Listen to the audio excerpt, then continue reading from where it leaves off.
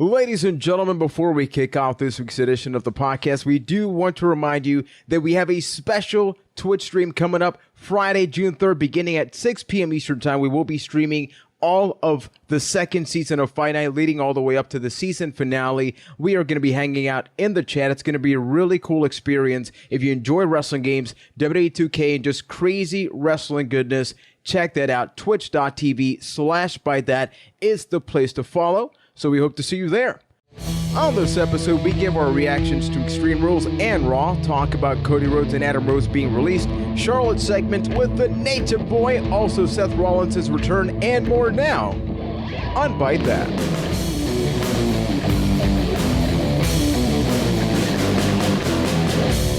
Hey again, what's going on? Welcome. You're listening to episode 144 of Byte That's weekly wrestling podcast, the place where we do talk about that which is professional wrestling, particularly the WWE. So thank you for tuning in and checking out the show. You know the deal. We're always available on iTunes, Stitcher, TuneIn Radio, YouTube.com/ByteThatCast, where we have surpassed 5K subscribers and growing rapidly. Within the past 2 weeks, we've grown around 200 subscribers. So a little ridiculous.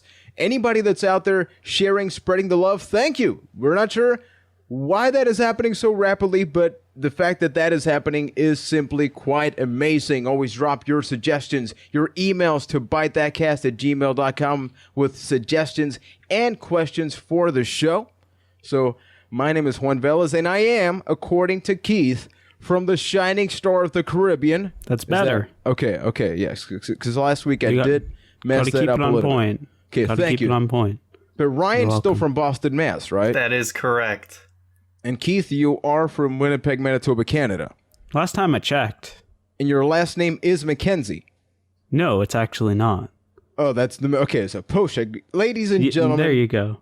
You had one job. One job, one joke. Yes. Couldn't even pull that off. Way to go. Well, leave me alone. It's a tough weekend. A lot of things happened. Rollins is back. I mean, that has got to be the key thing that we are going to discuss. But for that, let's provide our overall reactions to Extreme Rules, because Ryan, you posted a full review on the YouTube channel where you thought it was overall a pretty good show. But as always, whenever you watch wrestling, your thought process, your overall satisfaction factor may change depending on the time. You know, it's been about 48 hours since that. So I want to kick it off with you first. What did you think about Extreme Rules as a whole?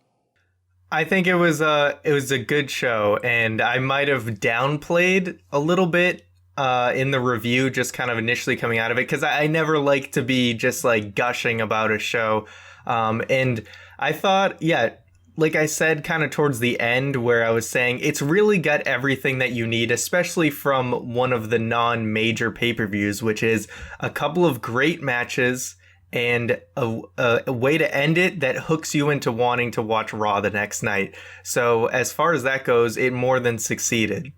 Exactly. I don't really, minus the women's match, there wasn't a bad match on the card. It's just another entry into this chain of just great match pay-per-views that they have going right now. And that's what I prefer when it comes to a pay-per-view. Like, the storylines should be on Raw, they should be on SmackDown, and then the pay-per-view should be where the great matches happen, and Extreme Rules was awesome in that respect.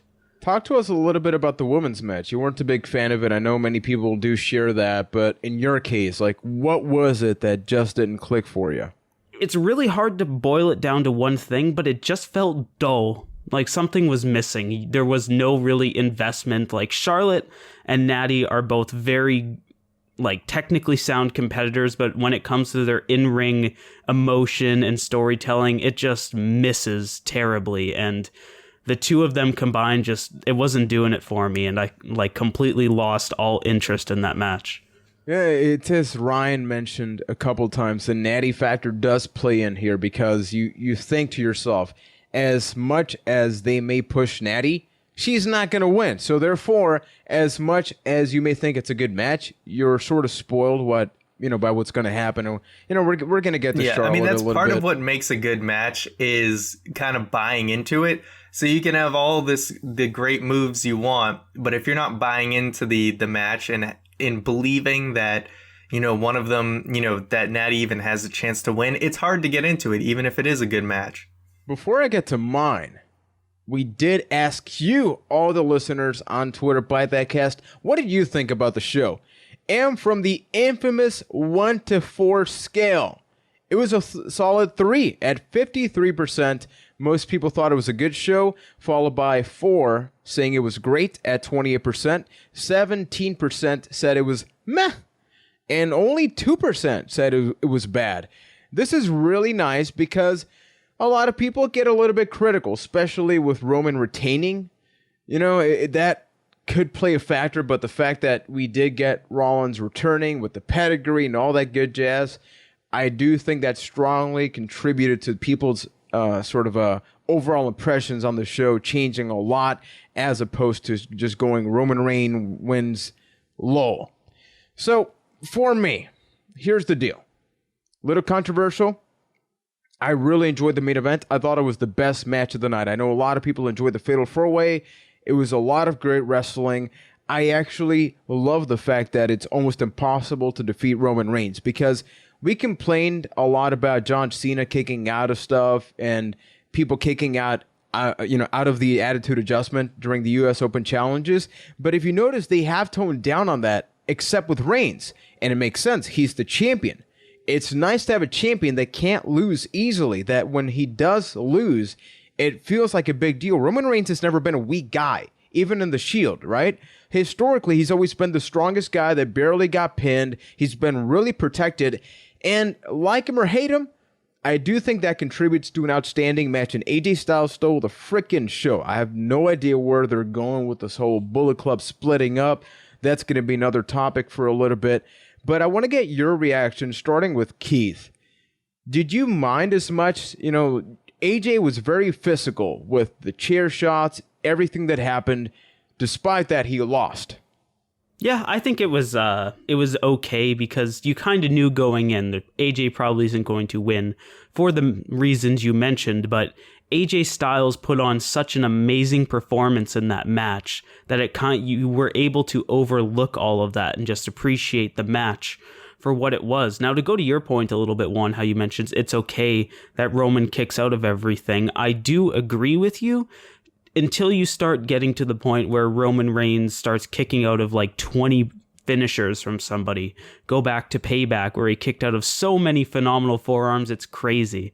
I think that's where the issue kind of lies, where it gets ridiculous after a while. Yeah, I mean, you can nitpick that he definitely kicked out of too many things, and that's valid. I mean, the Styles Clash on the chair, maybe you wait a little longer before you go the pin, whatever. It's all of that is all good and well, but at the end of the day, it's like 2 months from now, are we really going to remember that? It doesn't really matter. It matters for like 48 hours. We all forget about it. We know they're going to make Roman look strong. And I think not so much this Extreme Rules, but I think the Payback example, you'll remember that for a while. Absolutely. Yeah, good point there. Yeah, I mean, there's an argument either way.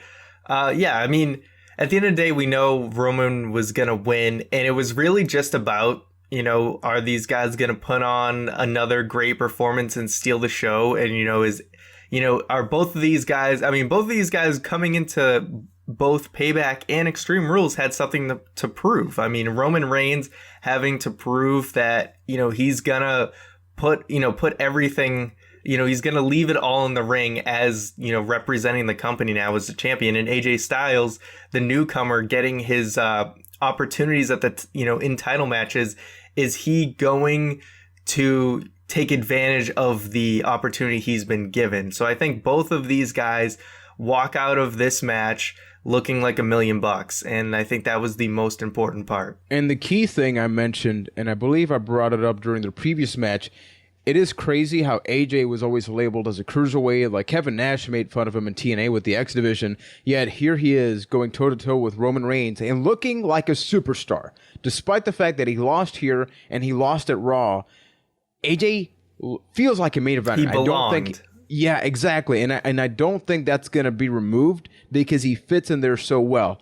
Last quick thing about Extreme Rules. Tax, your thoughts on them. Wait, what? The tax? Oh, like thumbtacks. I thought you meant like yeah. I was thinking GST like and DST. like tax? No, like tax. Taxes suck. Thumbtacks. Yeah, that helps decipher. Thank you. It was cool. It had its place in that match. That should be a very special thing where it comes out once every couple of years, maybe, like anything beyond that Asylum match, which I enjoyed. You? Yes.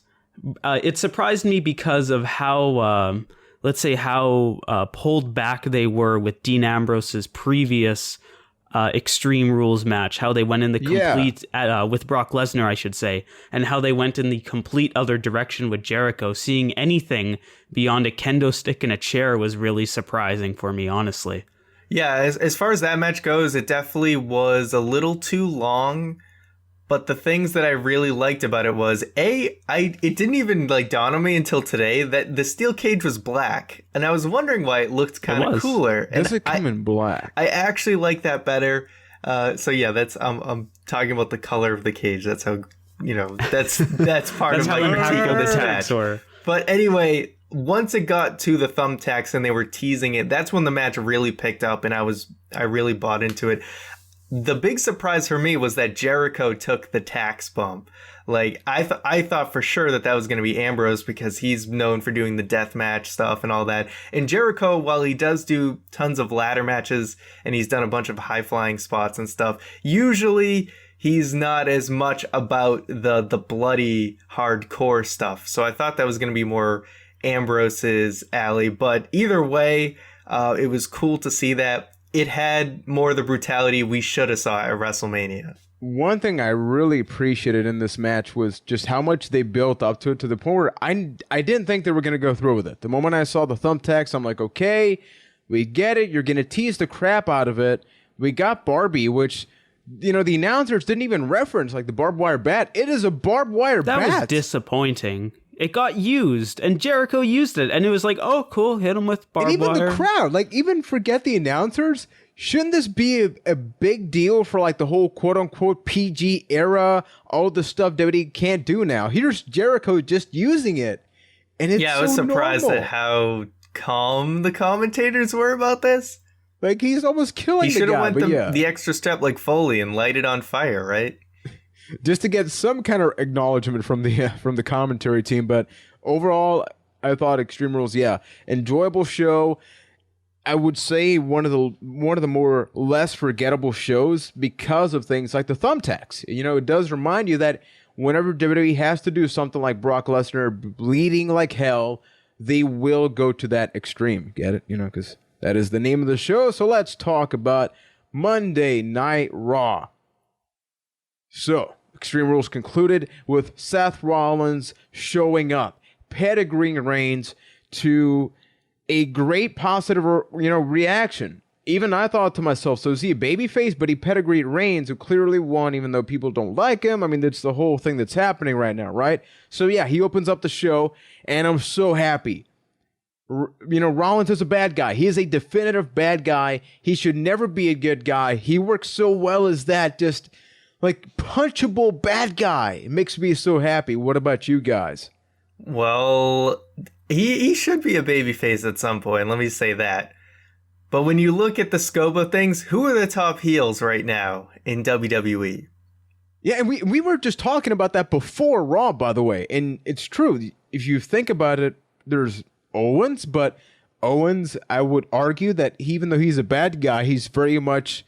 he's not well liked. He's in the Intercontinental title scene right now. Well, now he's moving to Money in the Bank, but exactly, they have no top heels. As much as great as it would be for Rollins to be face right now, they need main event level heels. So it is great to see Seth Rollins back. I mean, we thought he was going to be coming back in like a couple of weeks, so it was a nice, shocking surprise. And I loved the promo. Do they, though, really? After AJ and Roman, and because but even the AJ story is development still a face side at the end of the day. It was I know, a face but versus that face worked. That worked, right? You can't do that every do they time. really need that? Why not? That middle ground was working so well. It was working very well for the whole Roman Reigns thing. That middle ground, that there's no more faces and heels, so do they really need that definitive role at the top of the card? Yeah, I would say yes, they do. I think it's tricky, though, because even me, like, because we were having this conversation via text and, like, Skype before, Extreme Rules, and during it almost. And we were having a tough time, sort of identifying. So who's our favorite bad guy? Like, when it comes to hierarchy, right? Like at the top of the food chain, who's your favorite good guy? And we had trouble answering either one because, yeah, the easy picks are Sami Zayn, Kevin Owens. But as you mentioned, Ryan, they're at the bottom. So is there anybody that we can clearly identify in the main event championship picture that, is the good guy, the bad guy? And yeah, I get the neutral ground. But still, right? Like you're waiting for that protagonist. Every movie has a protagonist and antagonist, even though a lot of people like the bad guy, even in movies. And it's just not clear here because there's two stories that fans can tell are happening. The one we have on screen and the one we have behind the scenes, where, at least for me, is like, well, there's nothing we can do to get the crowd to like Reigns, so let's shoehorn Rollins in there now. People are going to think he's a bad guy. He's a good guy. No, he's a bad guy. Hopefully now they will cheer Reigns, which I do not believe is going to work. Yeah, I mean, Keith, absolutely not. To your point, I think with Rollins versus Reigns, it's still going to be that gray area, at least in the eyes of the fans, where some people are going to cheer for Roman and some people are going to cheer for Rollins. But I think it's going to be much more black and white compared to AJ versus Reigns. Rollins is clearly going to be the villain and Roman's going to be the face, but they're not going to really argue who you cheer for. That's fair. And, just thinking to myself during that conversation, the more I think about it, the more I hate the food chain. The food chain sucks. It needs to exist, the actual though. Food chain or wrestling one? The wrestling one. I mean, you take or leave the actual one, but the whole idea of the food chain and how there's that hierarchy, it sucks, and something about it needs to change. I don't know, but I feel like it's necessary in wrestling. You see on Squared Circle every once in a while they'll post that tier list, and it's kind of a necessary way of judging the strength of another wrestler. If Kevin Owens beats the crap out of Zack Ryder, he's stronger than him. And then if Zack Ryder beats up a jobber, he's stronger than him.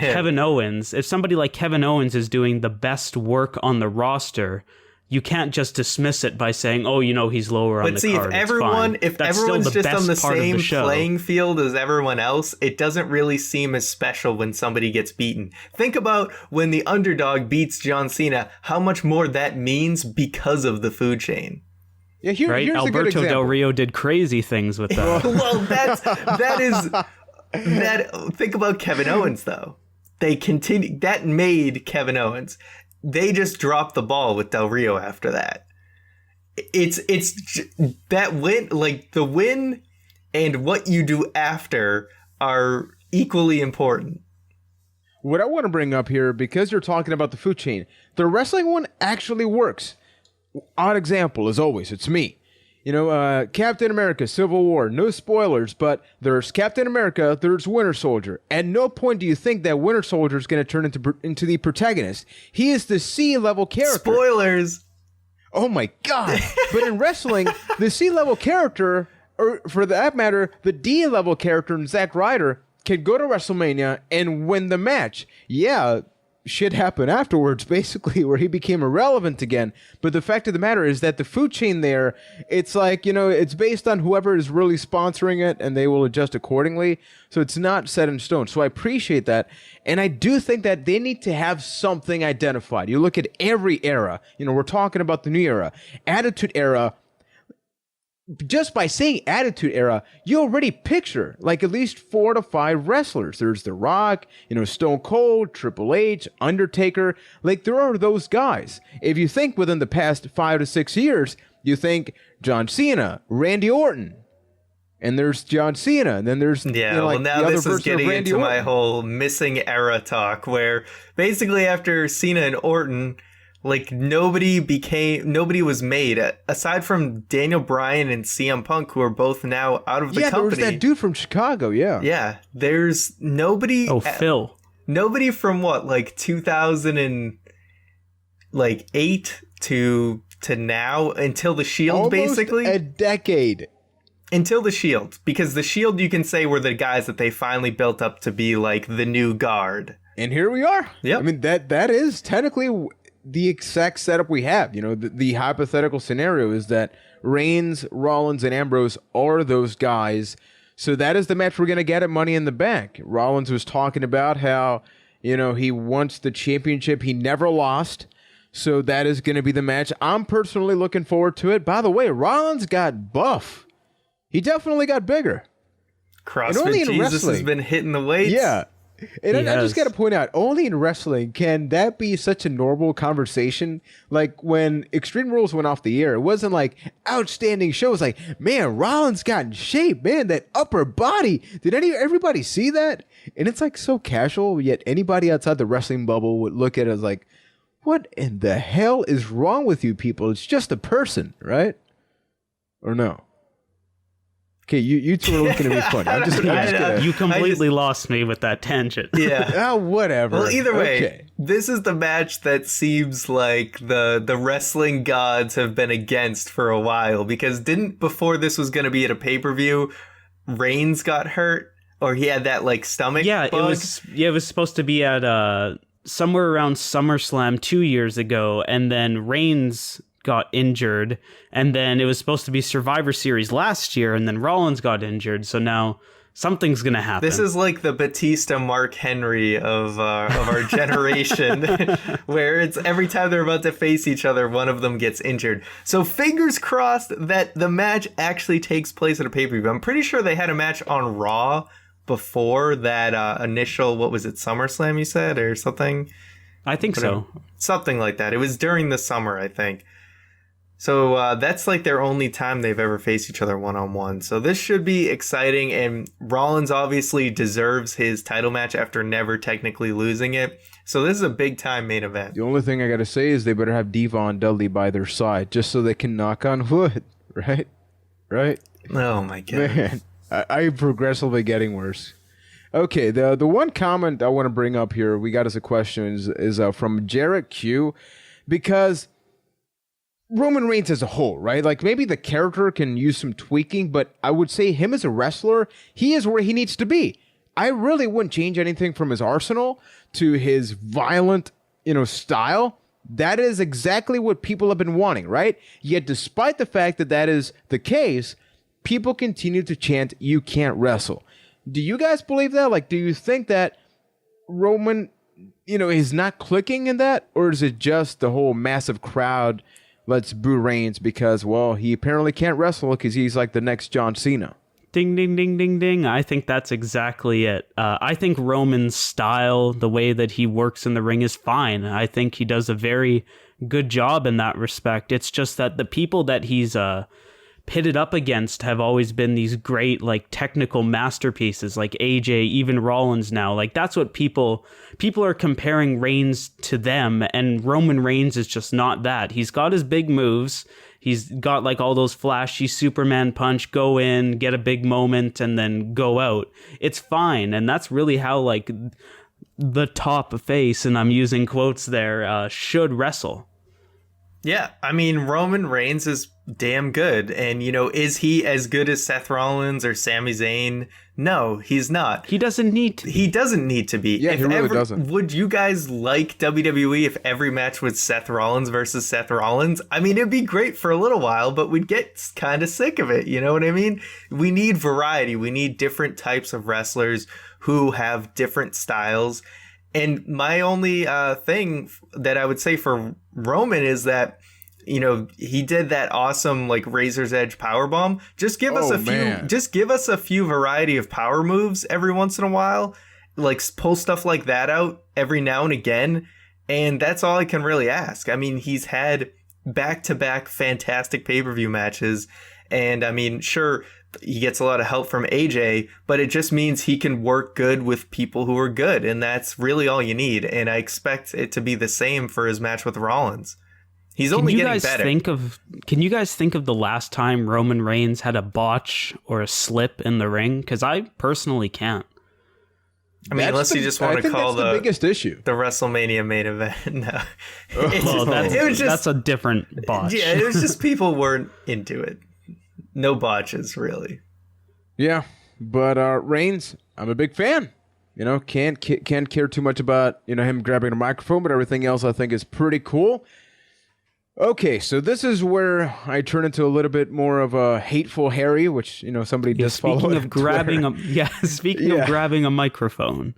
Okay, so this Charlotte thing has been a reoccurring theme in the podcast. Those that do tune in, it seems to be unanimous. A lot of people do agree. Charlotte, incredible athlete, considering how little she's been in the world of wrestling, like actively. It's incredible how quickly she went from NXT to being part of the Four Horsewomen, to being part of the main roster, to being a champion.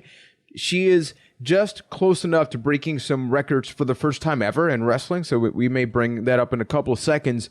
But let's talk about the promo she had on Raw with the Nature Boy, with Dana Brooke, and this was the cringiest thing. And the cringiest things, like my top 5 from the past 2 years, Charlotte may actually be in all of those top 5, minus the Tater Tots promo, because that's always going to be up there.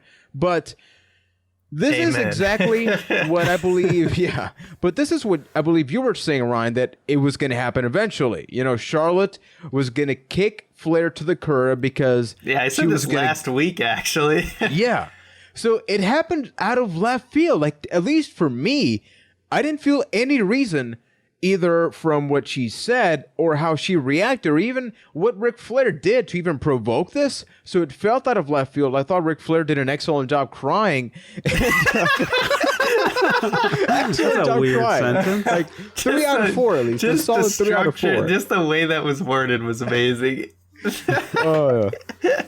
But there was that. If and he then bladed, Charlotte. he would have got that 4 out of 4. Yeah, almost. But Charlotte.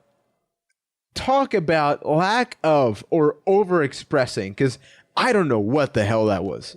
Well, Juan, you see, it's really tough to convey emotion when all you do is yell into a microphone. And that's all Charlotte does. And it's I don't need you, Keith. I don't need you. On paper, that whole Charlotte thing was probably incredible. But when you get her in front of a microphone, I was sitting there the whole time thinking, like, is she mad? Is she sad? Is she happy about this? I don't know. And it was just this weird mix, and it didn't translate well at all. It was terrible. It first of all, is long. And they really rushed this. They blew their load way too early on this. They had something here to get a ton of heat on Charlotte, and she's already very much hated. And a lot of it kind of reminds me of Vicky Guerrero, where I think the voice really just gets under people's skin, especially the way she, in her inflections or lack thereof on her words. But I feel like her promos, if she was able to just dial it just a different way and adjust it, she could be really, really good. But it's just obviously, like you said, it's just off there. And then she just kept rambling, and she was clearly rattled by the crowd. Like, they were tripping her up with the what chants and all of that. Yeah. And I mean, I give her all the credit in the world for like battling back at them, because what she was saying to them was like pretty true about them trying to like, hijack the show or whatever. Yeah, so she just got rattled. She started rambling, and it just kind of went on and on. She was kind of just saying the same thing over and over again. Ric Flair did a great job. And yeah, it's just, they should have built this a little bit. I'm not saying like make it so completely obvious, but it's just like completely out of nowhere. She never before this ever seemed like upset that Ric Flair was like helping her or anything like that. She just out of nowhere turned on him. Because the reasoning for the entire thing didn't even really... It ended up being stupid, because it was like, oh, I won the match by myself. I don't need your help, Dad. But you won via distraction from fake Ric Flair coming out, so it's not even true. Yeah, it's just like, oh, I had Dana Brooke help me, so I totally don't need you anymore. Yeah, I think the biggest issue we had was that the whole time she's been so happy and proud to have her dad by her side, and then all of a sudden she's like completely against it. And even at one point, and I understand, it is your dad actually crying in front of you. They've had a really dark situation regarding her brother passing away, like so many things. So I guess it's understandable. But if you look there, and I went back and watched the promo, she started tearing up a little bit while he was crying, and that just confused me even more because like you're yelling, but then you have like these awkward pauses, and then you're crying. But it's like, are you crying because you're watching your dad cry? Because why would you be crying? You're kicking him out. Yeah, like, shouldn't you be happy? She's supposed to be like cold-hearted, and I think like her emotions really just got the best of her. She was probably not supposed to be like that at all. I know I'm about to go into the realm of heresy here, but it's honestly my biggest peeve/complaint about this whole women's revolution and all these divas being called up. Just too much real emotion, man. Get stone cold and do your job. Seriously. I will agree with that. As somebody that loves Sasha Banks and everything that's happening, they only seem to show them when they're emotional and crying. Like Sasha Banks' lead up to WrestleMania killed her for me as a character. Like she was, and people can hear it in the podcast. She was my favorite superstar. Forget diva or female or male. She was my favorite person in the roster. And what do they have? All the way leading up. Oh, I'm here. That is awesome. That is awesome. I don't know why I had that weird accent there, but that's still happening. Okay, I'm back now. I'm back, people. But I love you for the character. I want to believe in that character. When don't you show us that line, real life crap. We don't want to know who you really are. That's excellent. That's why I tune in. I watch. Yeah. I want to see good characters on Monday night, Mago. Hashtag kayfabe only. Otherwise, I would just have that Vince Russo promo. Oh man, we should try that one episode or something. But if I wanted to just break the fourth wall all the time, I would watch the last 2 years of WCW and every Vince Russo and Kevin Nash promo. I want to be able to believe in the characters. If you're a boss, then you're a boss. If you're supposed to be the next, if you're supposed to be the nature girl almost in a way, if you're supposed to like be better than your dad as you're saying, like this promo, and the reason that it upset me so much is that this was the promo almost after the pipe bomb in terms of emotions. You have Ric frickin' Flair crying, sobbing. This isn't just any legend. This is the legend, the guy that most people, have established their careers tributing to in some way, shape, or form. Yet, as much as I tried, even as a fan, being self-aware, maybe you're overthinking this whole Charlotte thing.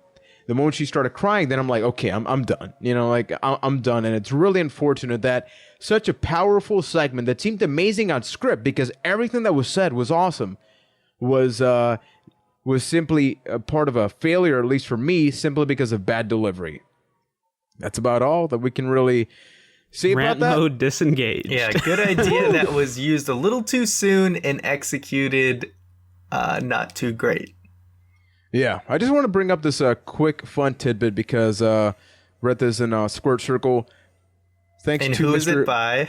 Yeah, Booty Rocky. Those three booties are really important. And he states, or she, or it, could be T-Rex. They? We can go they. Yeah. If Charlotte has a match at Money in the Bank and wins, Charlotte will be the first superstar in WWE history to compete in every pay-per-view in his or her debut year and be undefeated. That is a little insane. The fact that in history, not in the last 10 years, not 15, in history is a little insane. What do you guys think about that? Most impressive, Kenobi. Yeah, I never actually realized that. It really is a big deal to literally perform in every single pay-per-view throughout a year. Never mind winning every single one of them. So, I mean, there's a good chance that she's gonna break that record or whatever it is. Like, get that record, I guess. Yeah. It is very cool because I really don't see her losing at the next pay-per-view, especially now that she has a new valet with her. Yeah, we don't know who her opponent is, but good chance she retains. Whoever it is probably won't beat her. Exactly, just the next natty. By the way, just a quick side note here. Political campaigns, I've been talking about this nonstop. So if I magically just disappear from the podcast, I don't think it will happen. Just in case, it's not that I died. I didn't get attacked by a bear. Keith did that, not me. It's just that I'm being Bear silent. attacks Just are to real, avoid... folks. Yes. It's no laughing matter. Yes, it's not bear humorous. facts. Or Hashtag humorous. bear facts. Educate yourself. Oh, I missed bear facts. I hope you get attacked by a bear soon, Keith. Jesus. Let's talk about money in the Wow. bank quick. Let's talk about money in the bank. Keith, are you okay? Ouch! Okay, so money in the bank. We have Cesaro, Kevin Owens, Sami Zayn, Chris Jericho, and Dean Ambrose so far in there. There are, I believe, 2 more slots left. So, we're going to get them questions a lot, but let's just sort of react, regarding the guys that we do have there right now.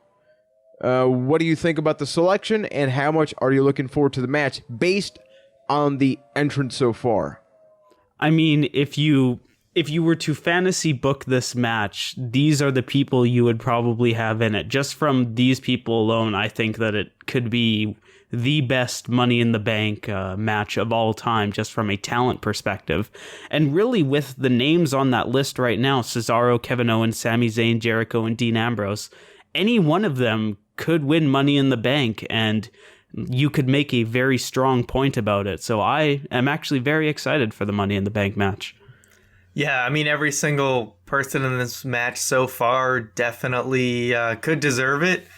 Owens and Ambrose, to me, stick out as the 2 favorites. I think Owens would be the best Money in the Bank holder. I would love to see Kevin Owens with that briefcase. And probably no one wants to hear me say this, but Jericho is actually an interesting pick because just for the sheer fact that he could win the Money in the Bank, go away for a while, and then he can randomly show up and win it. That actually sounds awesome. I love that idea. No, I hate that idea. I hate that idea so badly. It's gonna happen, Maggle. I Damn it, love it that probably idea. is. I didn't even consider that. Why? That's so Really? great. Yeah. Really? Because He's they gonna don't cash in at a Fozzy concert. No kidding. Just the champions attending the concert. But it avoids that whole thing. How do you keep the Money in the Bank briefcase holder looking great until they cash in, right? Just have him go away until he cashes in. And then with the whole, you never really know when Jericho's going to come back thing, he really could cash in at the most unpredictable moment. Nope, not sold. I respect your opinions. But they're wrong. They're very wrong. Okay, Bray Wyatt is Kevin Owens and AJ walks away with the WWE Championship at Extreme Rules. Hey, I got close. Kinda, not really. Bullet Club. What's happening here? Because I'm at a loss of I'm words. sorry, it's the club. Okay, yeah, and it's the club. We don't recognize your bullets. We need to stop calling it the Bullet Club, guys. Okay, the club, or a club. Because we have the Byte Club, there's the club, there's the Bullet Club, there's too many clubs. They're not a good club. They're not a bad club. They're the club. So, I have a question for you guys. That whole promo that AJ had where he's like, this is my ring. We should see other people. We should wrestle other people. Did that feel lessened by Charlotte's promo earlier in the show? Because AJ and Charlotte kind of said the same thing in a different way. We can't blame Charlotte for everything, okay? But Rollins seriously, is a bad guy because of Charlotte, man. I think this whole event should have happened next week, so you have a little bit of separation between AJ Styles and Charlotte, because the same thing basically did happen twice in the same night. And I'm like, okay, this sucked the first time. It's not really that much better the second time. Here's the deal. To me, the club feels a lot like the WWE version of the NWO. You're here to kind of like take over, or at least like have a strong presence, yet really you're just a tag team, or hashtag, just simple stable or something. And when you break up at the conclusion of Raw, but you've done nothing, like when you think about what has the club done on Raw, like the club including AJ, right? Like not just Gallows and Anderson, they've done nothing. So why should I care as a fan whether you're breaking up or not, because there's this whole backstory where everybody's just always thinking, when's Balor going to show up? When's anybody else going to show up? They don't show up. So then what is it that you guys are doing aside from just hype about what could happen as opposed to what is happening? I think the best quote I saw, and I don't know who said it, but the idea of the Bullet Club in WWE is a lot more fun than the Bullet Club in WWE. Yep. They already feel pretty Ding, ding, normal, but I mean, at least we got the separation of AJ from Gallows and Anderson, and it looks as though they're going to be heading into a feud against each other. So AJ's probably going to need some backup, I assume. So Gallows and Anderson probably going to be turning on AJ real quick. And even then, it's like they didn't and the do crowd enough went to mild. make Gallows and Anderson feel like a big deal. Losing to the Usos does not help. They're two bald dudes. At the end of the day, if you don't know that is factual. if you don't know anything about their past, it's just two bald dudes that like AJ. And apparently they should see other people, according to Keith. So, I mean, hey, you know, like maybe we need some Dr. Phil in here. He's been on Raw before. He was pretty good. He's a bald guy. Maybe he should be their manager. We saw how my it worked out with God. him and Charlotte and Flair, right? It all makes sense. And you brought up that Charlotte was the reason this didn't work as well. So it's all intertwined. It's all connected. So are they going to call it the Baldic Club? Can we move on, so please? Let's move on to some cool things. So Friday, June 3rd, you heard me speak words at the top of the show. Yes, I did. Friday, June 3rd, 6 p.m. Eastern Time, twitch.tv/ByteThat. Man, these sirens, like, how long is this politic? So seriously, this is really irritating. The whole There's politics so many stuff in Puerto politics, Rico. brother. The backstage How politics. What long about do real-life elections politics? happen in like Puerto Rico? For 4 years. Like, for whoever wins, everybody's just already thinking, who's next? Like, let the guy, you know, it's almost You're like the wrestling. Goldberg of politics. Yes. Oh my God. They've had a siren going on for like the past hour. I know it's going to be heard probably while I'm talking right now. I just need to vent. It's been a very venty episode, but yeah. That or Scott Steiner just has the longest entrance in the history of mankind. Oh man, the most amazing. Scott Steiner's in Puerto Rico. Oh my God, maybe that's him, BRB. But yeah, so what are we doing on Friday, June 3rd at 6 p.m.? We are streaming all of the second season of Fight Night. Fight Night is our WWE 2K wrestling show. If you haven't checked it out on the YouTube channel, this is going to be time where I say, don't go check it out. Don't go watch it there because we want you to be in the Twitch chat. We want you to chat with everybody. The three of us are going to be there. Those sirens are getting really freaking loud now. But yeah, Twitch, Byte That. It's going to be a fun time. And this Friday, okay, I'm done talking after a while for this because this is getting really bad now. But this Friday, I'm posting another video. WWE SmackDown vs. Raw 2006. We played that over 10 years ago. And now you're actually going to see clips of us doing crazy stuff. People falling off Hell in a Cells. Shut up. Oh my God! Ryan, All just right, talk. let's say Just one. talk. This is Let's gonna be move really. on. This is gonna be really weird if you edit out those sirens well enough and nobody's gonna hear anything and you're just yelling at nothing. I'm gonna Maybe give there it. are no I'm gonna give it sirens an to honest begin with. All effort. right. Well, I'll take over the agenda for Juan because he's crying like Ric Flair was last night. So Yeah, don't Baron blade. You don't need Corbin- a 4 out of 4. Baron Corbin. I'm not sure what you wanted to bring up about him, but it's on the agenda. Okay, so I got this one. So Okay, there was okay. a backstage segment. I got the agenda one. Baron Well, it Corbin. just says Baron Corbin. Any other thing on this I would have actually known. So there was a backstage segment between Dolph Ziggler and Baron Corbin on this week's Raw, where next week Dolph Ziggler is going to challenge Baron Corbin to a technical wrestling match. It was this whole thing where Dolph Ziggler's like, yeah, you couldn't tie my shoes in a technical wrestling match, and Baron Corbin's like, well, I don't care, I just play to win. And then they kind of went back and forth. So apparently they're going to have a quote technical wrestling match next week. What do you think that actually means, and is that something you actually care about? If at I this had point? to guess, first of all, this promo, I thought it was good, except I feel like Charlotte kind of ruined it. That was my only issue. Right. Yeah, Just brought seriously, everything her down. promo just, I couldn't enjoy this. I mean, Charlotte seriously. ruins everything. Hashtag blame Charlotte. Anyway, technical wrestling match. My only guess is if they got like no strikes are allowed, It's only holds. Maybe, Does that make sense? like maybe they make an amateur wrestling setup and they have an amateur match. I mean, Ziggler does have an amateur background. Yeah. Now, do you actually care? Because I don't. It's interesting. It's something different. I guess so. But do you care? A little bit. All right. But do you care? The answer is no. But Charlotte is making it impossible. Right? So another thing that Charlotte ruined, Cody Rhodes' career. Because this is the topic that came out of nowhere. So if I recall, there were some rumors last week about Cody Rhodes possibly leaving the company, but people weren't really sure what was going to happen there. And then he started doing some tweets that made references to that. And then he openly posted an entire image. I believe you read it, Keith. Yes. Where he explained as to, how this really came to be. And ultimately, WWE did confirm that he was released from the company. So could you sort of take over that spot there? Yeah, no, he set out this image after he said that he had asked for his release.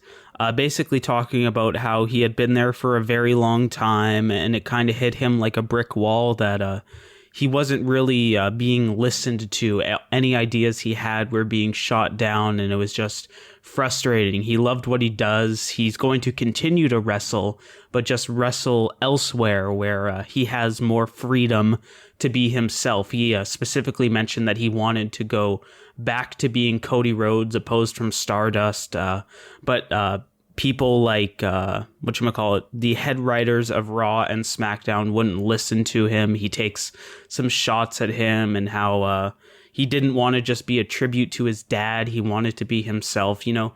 I could see, as somebody on the outside looking in, I could see where some of Cody's frustrations might come from. Especially Ryan, you actually brought up a very interesting point about how it feels like some people are getting lost in this whole new era of the WWE where maybe they're feeling like opportunities, even if they didn't have them before, they have no chance in hell of getting now. Yeah, the thing is, I don't blame Cody Rhodes at all. I think this whole new era thing, a lot of these guys that have been in the company as long as Cody kind of see the writing on the wall that, hey, they're investing in all these new guys now, and we're basically, they're not going to really give us the opportunities that these guys are going to get. So it's time to leave. I mean, Cody Rhodes is a guy who was very underutilized. He's one of those guys that you thought he'd be a main event player by this time, but it just never really happened. And Stardust was fun for a little while, but it's never going to be a main event thing. And that really hurt his career in a lot of ways. And this thing that he wrote made it kind of clear that because he was willing to do whatever was asked of him, he did this Stardust thing, but it was clear he was not happy doing it. He made the best of it, and but ended up just kind of being a lower card guy, unfortunately. So I think it makes sense that he just needs to kind of go somewhere new, kind of get a fresh start, because he's way more talented than what he was given. Mm-hmm. You could easily see Cody being one of those guys like Drew Galloway, EC3, that just goes to the rest of the wrestling scene and just blows it out of the water, becomes something phenomenal, spectacular. And as opposed to those guys, because, you brought up EC3 and Drew Galloway, with Drew, yeah, you kind of saw some of the acting potential when it came to outrageous characters or something that he could do with 3MB. With EC3, you saw Derek Bateman. He was kind of funny and silly. But with Cody, you've seen it all.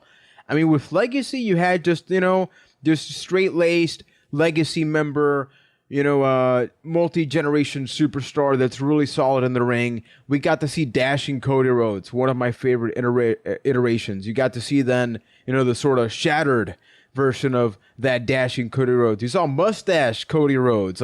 It's almost like a whole Barbie line of different Cody Rhodeses that happen in wrestling, ultimately to Stardust. And all of those things peaked without really concluding. The best example being the whole Goldust storyline. Everybody was saying for years, why isn't this happening? They're finally doing it. They cut that promo. I forget when it was, but it was a backstage segment between Dusty, Goldust, and Cody. And man, that has to be one of my favorite segments in years. It was so heartfelt. You could feel the emotion. But then they had that match, and that's why that got cut short. Unfortunately, something just didn't work out. But I think if they just stuck around with it, they had something. And ever since then, we had Cody with the Ascension for no freaking reason. And then just one member of the Ascension. And then no Ascension at all.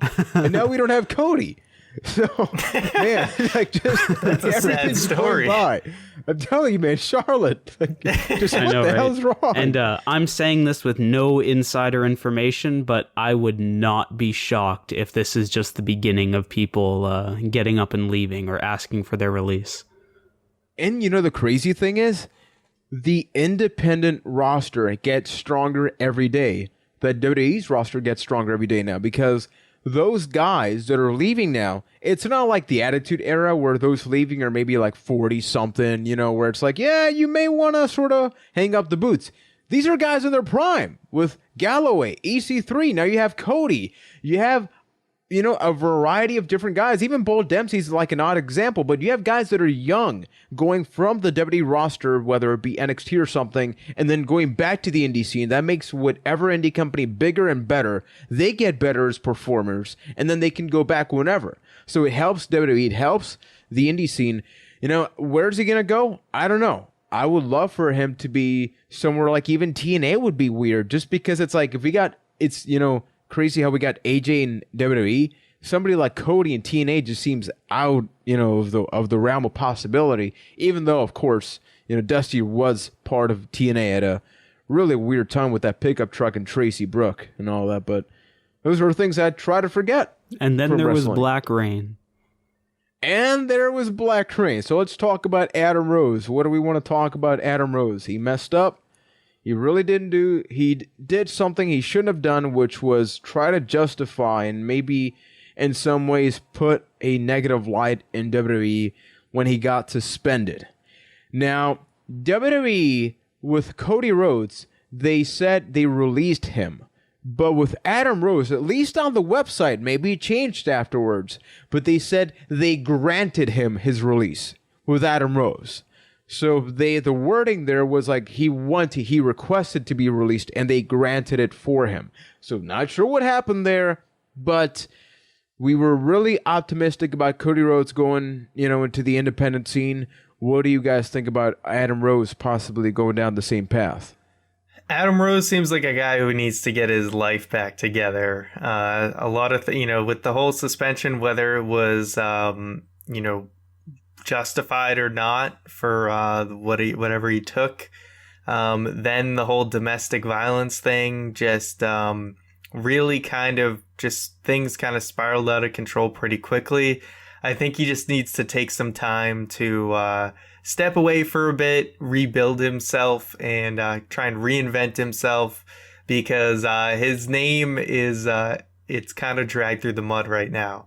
Exactly. And, you know, that might not even consist of wrestling for Adam Rose. This might be it as far as wrestling goes. You never know. But I agree with you, Ryan.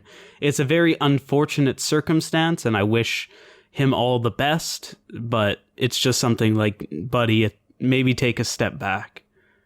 And almost as a part two, last week we talked about how wrestlers have been negative in social media, you know, with Alex Riley, you know, with the recent firing spree they had with Hornswoggle, etc.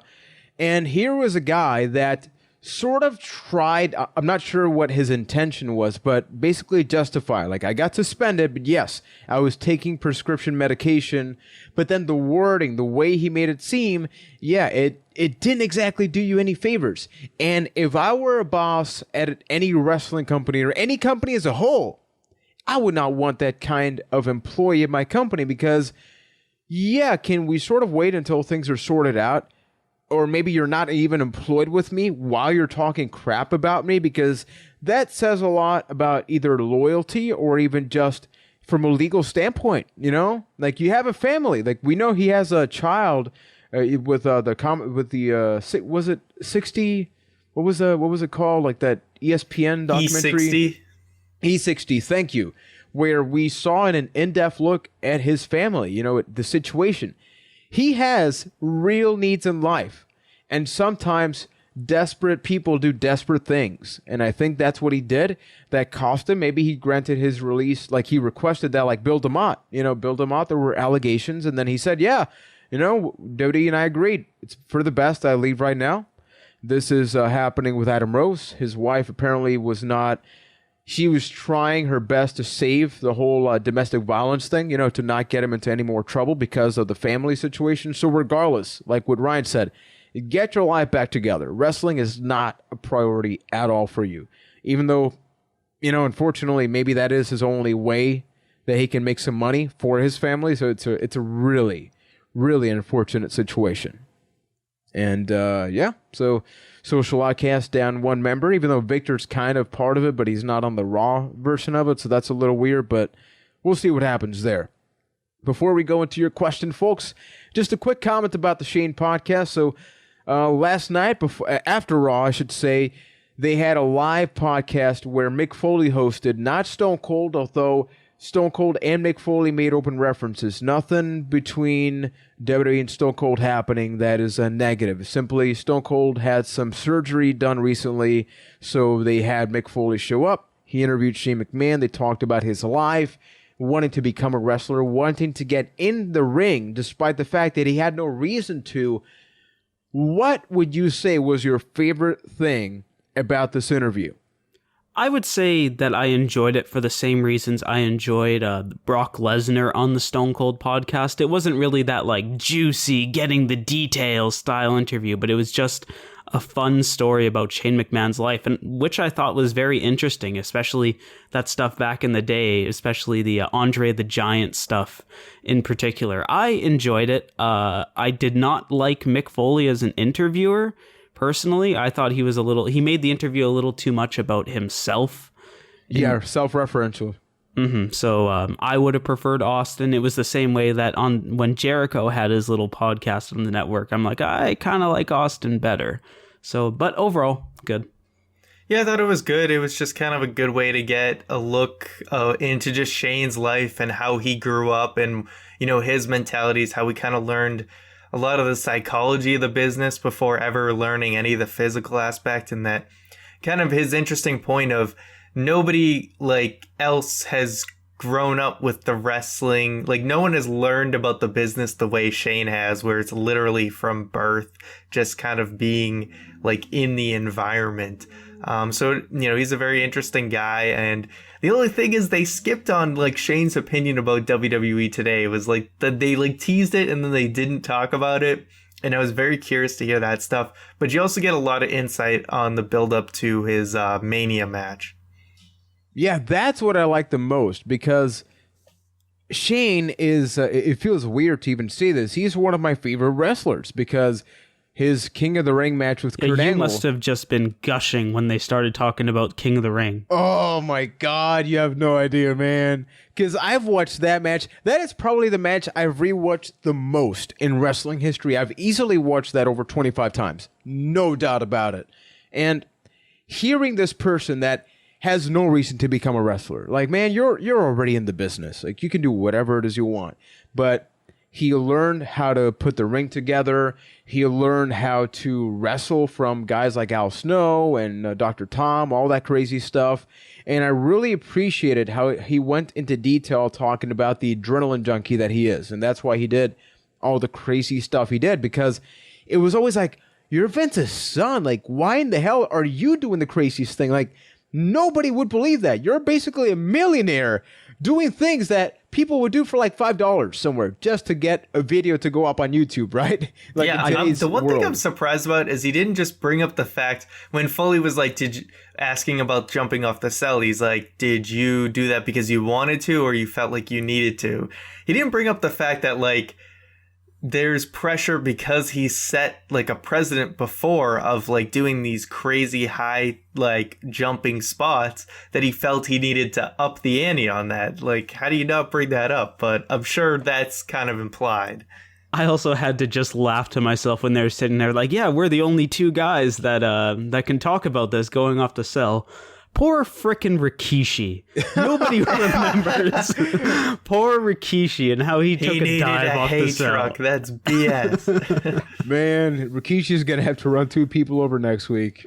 No kidding. Poor guy. He's a bad, bad man. No That respect. spot is completely overlooked, though. Like, nobody talks about that. It really is. Nobody talks about that Armageddon Hell in a Cell anymore. It's so weird. It doesn't exist. Yeah, within the context of history, like you'll see clips from all sorts of Hell in a Cell matches. I think even they the Triple do H show that. Jericho They one. show that spot every But once in a while. out of all of them, that Speaking is of Hell in easily a the Cell, one they actually, that's the next Boston pay-per-view. So Uh-oh. yeah, usually the card is though, but we'll see. I've never seen a Hell in a Cell match live, so It is cool. Me and Juan got to see End of an Yes. Era, and that was magical for its own reason. I'm sure I'll get just as great of a match. Probably not. Yeah. It's like, enjoy the show, Ryan. It's not going to be as good, but you enjoy that show, It's man. not going to be a good show. It's not going to be a bad show. It's going to No, be. it could be a the bad show. It's going to be a show. It's going to be a show, not an A show, but a show. If you know what I'm saying. Yeah, There. a show. Exactly. But yeah, it was a fun podcast. It's really nice to maybe listen to on the road or something. I think people. The network has just been killing it lately. Yeah. Hey, like especially there's this, and the next week you've got the WWE 24 coming with back, Rollins. which is my favorite thing that they do on the network. Very exciting stuff happening on the network. Like, there's a backlog. I know we got a question that I'm not sure we'll get to, but referencing WWE Camp. And the network has enough stuff that I need to backlog a couple of episodes of things just for the WWE. And it's not Raw. And I have no problem with it. And I need to I'll miss backlog NXT. the entire network. Yeah, you should start watching NXT. There's a dude in there called Samoa Joe and another one called Shinsuke Nakamura. Man, that guy, I think he's been to places. He's good. Yeah. You should watch that. But ladies and gentlemen, it is time. It's not Vader time. It's question time. You can send us questions on email, bytethatcast@gmail.com, Twitter, @bytethatcast with the hashtag AskBT, or if you are listening to us on YouTube, simply drop a comment on the latest podcast episode. So now I leave you with the Canadian Dynasty, the dinosaur of the podcast family, Keith Poshik, talking about Did you just call me old? I don't know, man. I don't All know. right. But here's a fun little fact. At least 3 times last week, I incorporated it's Vader time into my sentences at work. I even once did the whole like "Urgh!" dance thing. It was quite exquisite, but And he's nonetheless, still get some employed, di- ladies so- and gentlemen. Yeah, you just gotta Exactly. get some Simon Dean references at work now. yes, got to bring that Simon system around to people. There's my quota for the week. So on to your questions. Our first one comes in from Barnaballs, Balls! who asks, have you guys ever thought about doing a weekly, bi-weekly, or monthly segment on the podcast talking about NXT? Have you, Ryan? That's a great idea. That's an outstanding idea. In theory, yes, but Ryan, we joke about your NXT watching habits, but I'm basically like a chipmunk when it comes to NXT, where I won't watch What? it. Seriously, just let me follow, or just let me roll with this. That's what I'm trying to say. I don't watch it week to week. I like to save them and then just like build them up and then watch 4, 5, 6 He of likes them to at the shove same the time. episodes in his mouth and then Basically, hibernate for the shove winter. it in my cheeks and then hibernate and just take. You just got some mojo in there, man. Exactly. There's not a lot of room, but I couldn't really commit to that because I don't know if I would enjoy NXT as much as I do if I had to change up my viewing habits in that respect. One thing we could do, and we've sort of dwelled around the idea, is sort of doing a roster update. Like maybe just once every 2 months or so, we take, for example, the NXT roster and go one by one. We have like a specific video on the channel, maybe post it as an extra somewhere, but we talk about the guys, the roster, what do we think about them. And that's maybe a good way that you can look back in a couple of years. Hey, we thought this guy would be terrible, and he's the champion. Something like that could be fun. Yeah, the best option for us for NXT content is all of us always catch the takeover special. So that will be the time that we'll generally have a video regarding that. And the next one's going to be tricky because the next one's actually going to be on a Wednesday, which is my mother's birthday. So I will probably miss that. Understandably so. That's very soon, isn't it? Yes, it's like in 2 weeks. Huh. Crazy I should probably times. catch up sometime soon. But thank you for the question. Our next one comes in from Matthew D., who asks, "Hey guys, hope you enjoyed Extreme Rules and Raw." We did. With Money in the Bank coming up, I went back to one of your more interesting videos, Should WWE Retire the Money in the Bank Briefcase? In it, Ryan suggests one final story that the WWE has to tell, a briefcase holder running out of time as the expiry date of his contract closes in. But I have thought of 2 more potential stories that I would love your guys' opinion on. Now, we're going to split this question, and I'm going to have Juan read one of the ideas and Ryan read one of the ideas. Whoa. Okay, so I'll get the That first expiry date. Expiration date. Yeah, the first one I think is perfect for this new era of aspiring talent. A double briefcase match. When one participant gets a briefcase, he leaves the ring and the match goes on. I think that would open up so many storylines and put a real seal of approval on this new talent pool. I mean, can you imagine Owens-Zayn feud if they were both walking around with cases? Or it could give either of those guys the opportunity while also rewarding someone like Ambrose, Cesaro, AJ.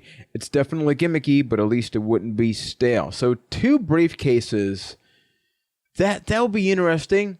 I don't think it would work, given they honestly struggle having one briefcase holder. Like, we joked about this before, like with the Jericho thing Keith brought up, which was like horrible, like the worst idea I've ever heard in my life. But Worse than Charlotte. almost. But like, even that idea speaks about the problem WWE has. Somebody who has the briefcase tends to like lose consistently, become irrelevant, become a Sandow, and or go into like losing streaks and almost being forgotten, like Dean O'Brien. Now, ultimately, something positive may happen, not always like Sandow, where it just sucks at the end for him. But 2 briefcases, I think, would be a little much because they've struggled with just one. I agree. It's one of those situations where I don't think 2 people having a briefcase would really amplify anything, like really add more stakes. Like you use the example of Sami Zayn versus Kevin Owens. That feud will be great even if they didn't have 2 Money in the Bank briefcases. Like that wouldn't really add anything. So why even have it to begin with? Yeah, I mean, it's an interesting dynamic that on paper could be interesting, but like the other guys have said, is they do a bad job of like building up some of these Money in the Bank holders in the first place. That could they really do it with 2? I mean, interesting though, 2 briefcases for the same title could kind of create interesting dynamics where one's trying to cash in and the other one wants to cash in at the same time, and they're fighting each other for who gets to cash in. I'll cash in on you cashing in. Yeah, it could create. And then we end up with a triple threat match. And yeah, it's a it bummer. could create some funny moments and things like that where they try and like hurt each other's cash-ins, or one of them cashes in successfully and then the other guy cashes in on them. And then just Cassius Ohno comes back because, well, why not? So many cashes that this would also just, if they did something like that, it would just like destroy the credibility of the title. But yeah, I think the briefcase on its own is kind of getting a little out of hand. So 2 might not solve the issue, but it's a very interesting thought. So let's go to the second idea. The second idea I've had is perfect for someone like Kevin Owens, a calculating prize fighter who always knows what he's worth. The idea would be that he wins the briefcase, then comes out to Steph and Shane the next night and cashes in immediately, ending his promo saying, "You are all looking at your WrestleMania main event." It would be badass and give plenty of time to build Owens and get people excited for his WrestleMania moment, which could easily include a Royal Rumble winner and the champion in a triple threat. Yeah, that would be really cool. I mean, the only other time they've really done that was Cena versus The Rock, where they just threw the WrestleMania main event out there so far in advance. And I mean, that was a good build. I thought that was great. So in theory, it could totally work again. And then you've always got that Kevin Owens is a great example of this, just for how good he is at talking trash on the mic. He would always have this thing with the champion, like, I don't need to fight you right now. I've got you at WrestleMania. That's when I'm going to win the title, and I'm just going to beat you down until then style thing. So I actually really like that idea. Yeah, I love that idea, especially because somebody like Owens has expressed KO Mania.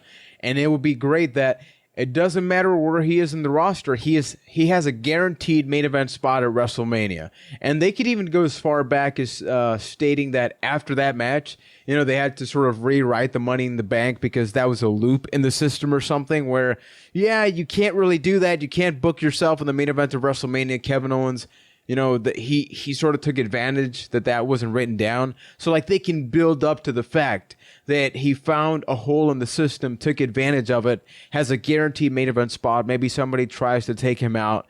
I love it because doesn't matter what's happening. There's always going to be that depth. Like there's going to be the main event scene, and he's going to be either that third guy, or maybe he almost becomes champion at one point, and then it's like, well, I'm already in the main event. Like, what happens? It brings up a lot of options. So, really good idea.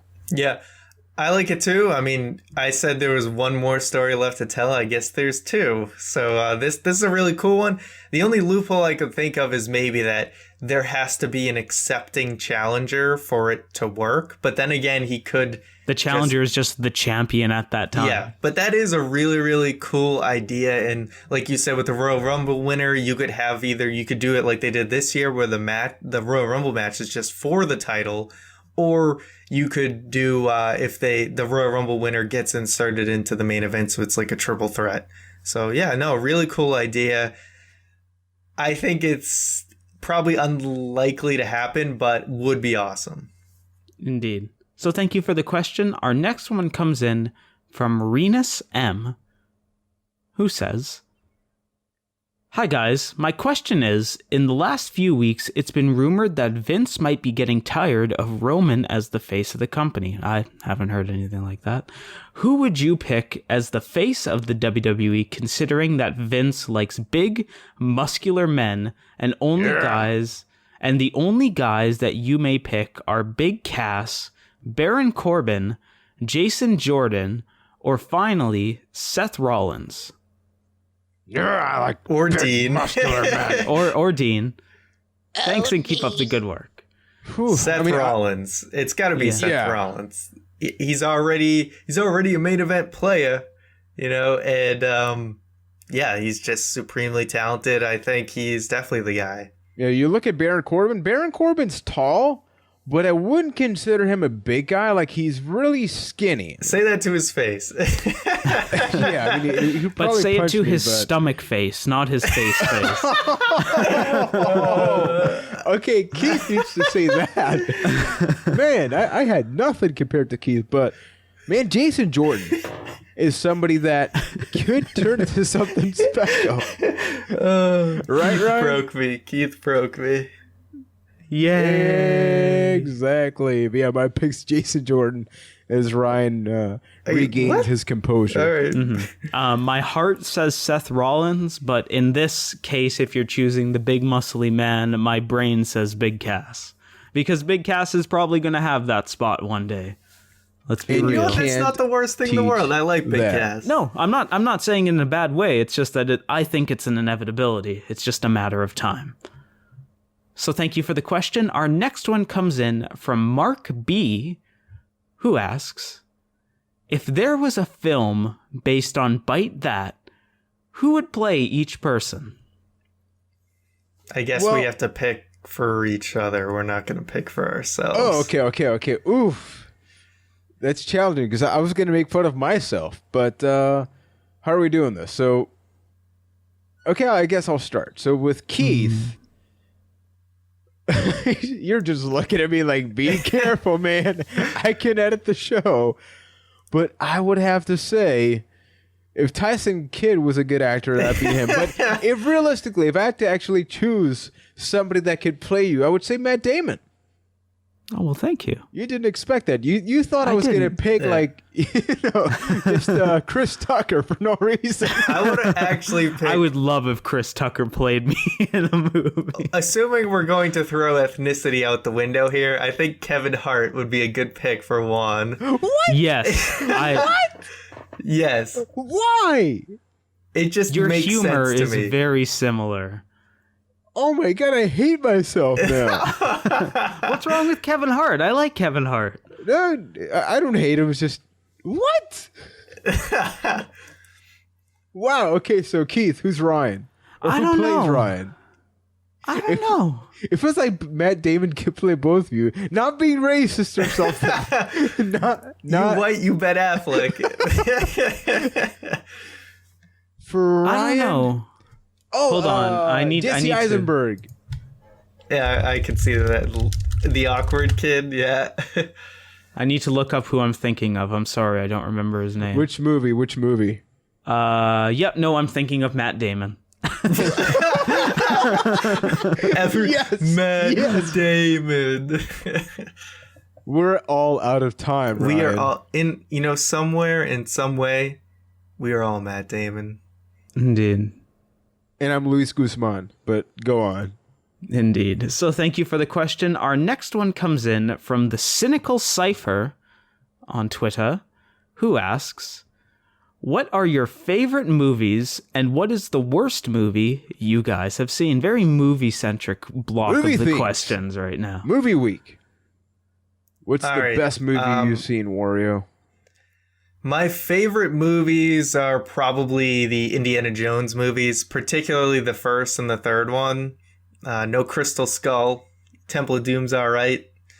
And then as far as worst movies, there's some great, like, hilariously bad movies, like the movie The Room with Tommy Wiseau. That movie is hilarious, though. So, like, actually one of the worst movies I've ever seen, probably, like, Transformers 2. That's a good Really? pick. I liked Yeah, Transformers too. I know I'm in the minority, but I actually really like those Robot racial Heaven, Shia stereotype LaBeouf going to robots. Robot Heaven. Yeah. It Yeah. was so dumb that it's good. So No. a question for you, Ryan, quick side topic. The WWE movie, I'm blanking on the name, Rusev with a gun. Oh, Where would Countdown. that fall? Countdown. Countdown would fall under, like, just a nothing movie. It's one of those movies you'll eventually just You feel forget you nothing. ever saw. No, it really was just like, it did nothing new. It's just completely forgettable. You try and think to yourself, there's those movies out there that you saw that you forgot you saw. Those are the true worst movies because you don't even remember them. Like Sharknado 2. No, but that's a bad movie that you remember. Well, the first one. I wouldn't say that about the second one. But favorite movie for me, easily The Goodfellas. I love me some Martin Scorsese. That movie's just so good. I love I it could whenever. see Danny DeVito playing you. Oh, right. Don't joke. Don't joke. I almost spit on my water. I would not be opposed to that at all. I love me some Danny DeVito. I love that movie. I love that it has, it gives all of the characters spotlight. You get to know every single character. As far as worst movie, Matrix Revolutions.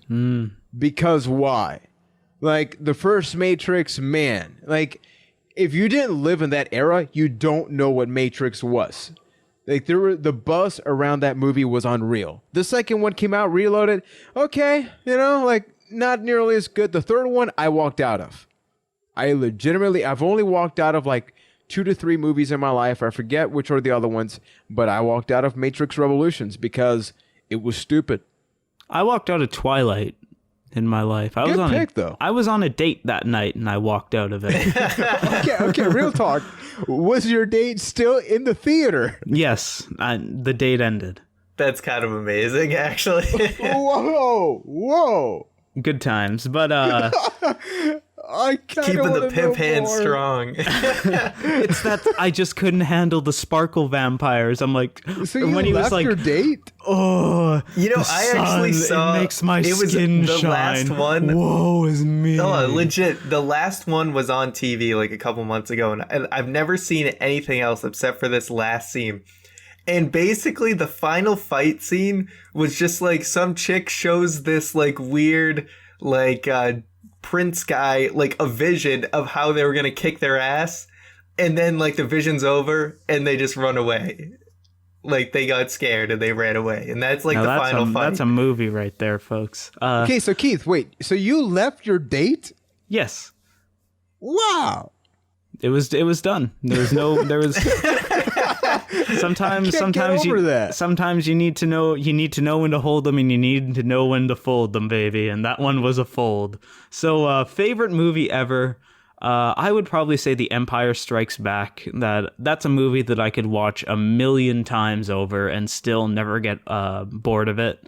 Least favorite movie / worse, probably Star Wars Episode 1, The Phantom Menace, with a very close second to Attack of the Clones Episode 2.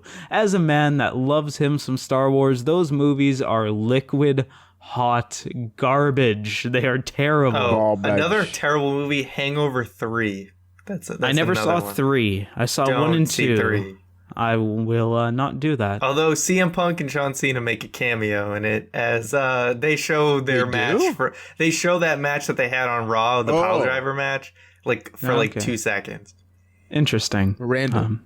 Also, Robert De Niro, I would say for you, Juan. I could see you as like a... He's either Kevin Hart or Robert De Niro. Yeah. I'm thinking like Robert De Niro in The Intern, but young.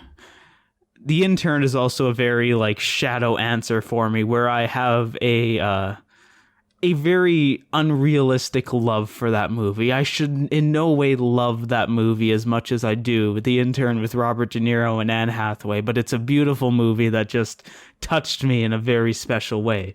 So I've learned so much about Keith in this question. Thank you. Indeed. Thank you. So thank you for the question. Our next one comes in from Gug the Dio, who asks, if you could go back to Hell in a Cell 2015 and choose a different man to answer the US Open Challenge and beat John Cena, who would you choose? Ryan, who would you put in that spot that you know it's just so important? If Sami Zayn happened to be not hurt at the time, I would 100% give it to him. Other than that, I mean, I can't remember at the time who would have been a good pick, but any young guy who really would have benefited from a big win like Kevin Owens benefited.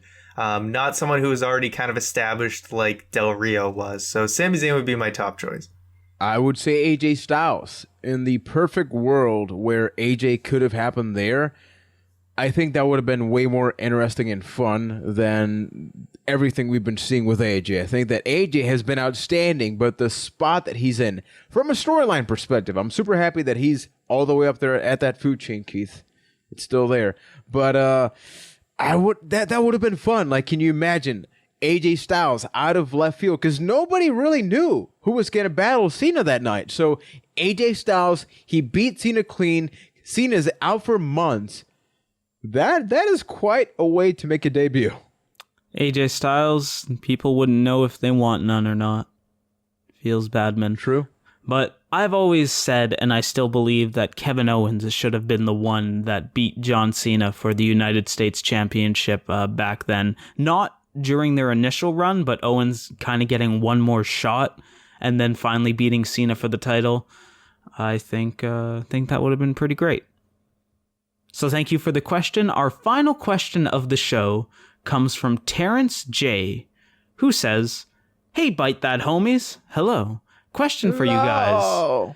If the Feast or Fired match from TNA was brought to WWE, how many times would you use it a year, and would you actually fire, in Vince McMahon's voice, the superstar that gets the briefcase, or make them go back to NXT?"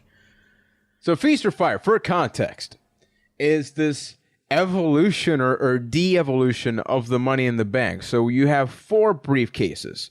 One gives you a world title opportunity. Another one, tag title opportunity. Another one, X Division. The other one, you're fired. And they actually tried to fire, allegedly, Chavo Guerrero when he actually got that briefcase. Like, legally tried to fire him as a result of a predetermined outcome. TNA is the best. Yeah, so now that we've applied that context, let's kick it off with Mr. McNulty. Who would you actually fire, and how many times would you use this, if at all? I don't like the idea. I think the whole firing thing should be reserved for very specific storylines. And even then, when you get fired in storyline, it's like you always come back. And if you fire someone like in this way and they're actually leaving, it's kind of in bad taste. So I've never really been a fan of it. So I wouldn't use it. I gotta agree. I've always thought it was stupid. It's a novel concept. Like it's fun in a weird way, because the fact that what happens to this person if he or she is fired is a little crazy to think about. I really wouldn't use it, because WWE has enough problems getting somebody a title opportunity with the Money in the Bank and having them stay relevant. I'd be afraid to see them have this atmosphere where, hey, you have the tag champion opportunity, you have the X Division one. WWE is rumored, supposedly, maybe contemplating a women's championship Money in the Bank, which that would be okay because it's a completely different division. But as far as this, yeah, I would not do that. I agree. It basically comes back to our Money in the Bank question from earlier, where all this would do is generate more briefcases, and more isn't exactly better in this respect. So I wouldn't use it. If let's say that I had to, I would say once a year, make it a special thing, make it for the world, make it for the 2 mid-card championships, and maybe build some feuds around that. But I would stray away from it. Yeah, but it's been a really fun mixed bag of questions this week. I always like it when we get some of the odd ones, like who would act. Apparently, I'm Kevin Hart and Robert De Niro. I'm still not over that.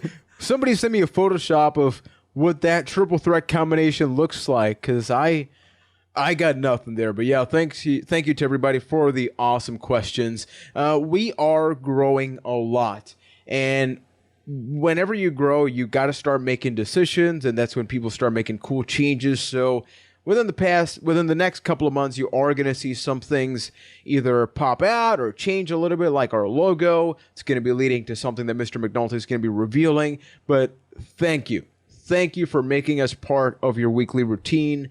You download us, you check us out. You're like one of our podcast listeners who's been binge listening to the podcast from episode 1. That is insane. That's insane, and I'm so sorry. Yeah, huge shout out to you, man. So for everything else, Mr. McNulty, may the force be with you. Yeah, so thank you guys once again, all of you. If you are regular, I am tripping over myself. Let me retalk that for you. Thank you guys for listening to another edition of the Byte That podcast. If you are a regular listener of this show, I'm still botching, man. I'm still going. It's because if you're of the a regular show. Listener, we consider you part of our family. Holy crap! I botched a mania run away. Maybe just try it on. like Charlotte. Just do Okay, it pause. in one tone. Yeah. Okay, let's have a 3-second pause. 1, 2, 3, go. Yeah, so thank you guys for listening. As always, hit that subscribe button on the YouTube channel if you haven't already. Tons of content and a little thing going on Twitter right now. We've actually been putting up a few different logo t-shirt designs. And go over to our Twitter at ByteThatCast and vote on which design you like best. We've already been polling for about a week now and getting some great feedback. So head over and do that. We've got that awesome stream coming up June 3rd for the season finale of Fight Night. That's going to be at Twitch TV /ByteThat. This Friday, we've got that SmackDown vs. Raw video from SmackDown vs. Raw 2006 spot video that Juan's putting up, where he talks about the footage and showing some spots that we recorded like 10 years ago. 11 years ago. 11 years ago. The fact that we 11. still have that is pretty cool. There's even an early version of Sabotage from Fight Night. Shavinsky. So you'll want to check that out. And then, of course, we've got our, for questions, bytethatcast@gmail.com. We've got our Instagram, Byte That. So thank you guys for listening. We'll finally let you go, and we'll see you next week.